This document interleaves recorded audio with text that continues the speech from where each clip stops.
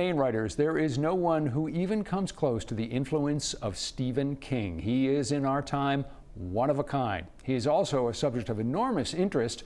Sharon Kitchens has just written a new book called Stephen King's Maine, A History and Guide. She's with us here on 207. Thanks so much for coming in. Good to have you here. Yeah, thanks for having me. So obviously Stephen King is enormously prolific and has written a lot of books. There are even more books that have been written about him. What did you want to do with this book that would give readers a different view? So I actually didn't want to talk about Stephen King that much. I wanted to talk about the people and the places that inspired him when he was growing up in Durham and Lisbon, Maine. And how did you go about that? I mean, you're sort of being a historian, sort of a historian slash biographer in that case, which isn't necessarily an easy thing to do when you're not dealing with a person who, worked in government or something and has left all these records and had all these assistants. So it can be challenging. How did you go about doing it? Well, first what I did was I reread the books that I'd already read, and then I read the rest of the books that I hadn't read. So every single story he's ever written in Maine, or written that takes place in Maine. And then I went and I started talking to people in those towns.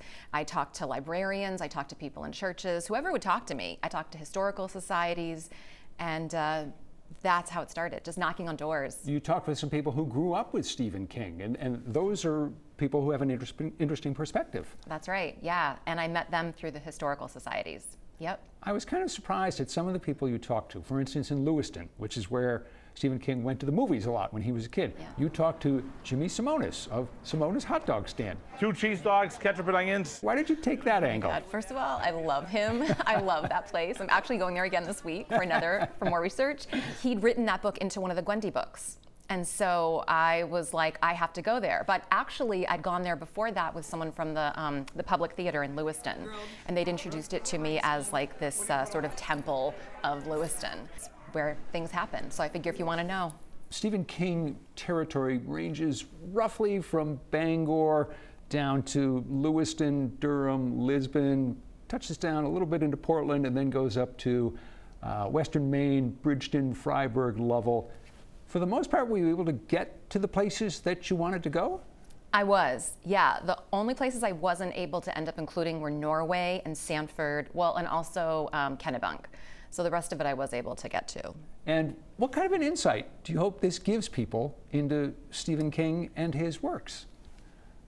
I think more than anything, honestly, I want people to know that there are these regular people living in these small towns in western and central Maine who have amazing stories to tell. And they may not be wealthy and they may not be famous, but they have incredible stories. Enough so to have inspired Mr. King. So. All right, let me put you on the spot. Of all of Stephen King's novels that have a Maine angle, what do you think is the best one? I mean, It. And this is subjective. This is subjective. It's, everyone has a different opinion. Yeah, I have to say It. Yeah, although in Nightmares and Dreamscapes, he writes an amazing short story called The Rainy Season, which is about some vampiric toads that you really have to read.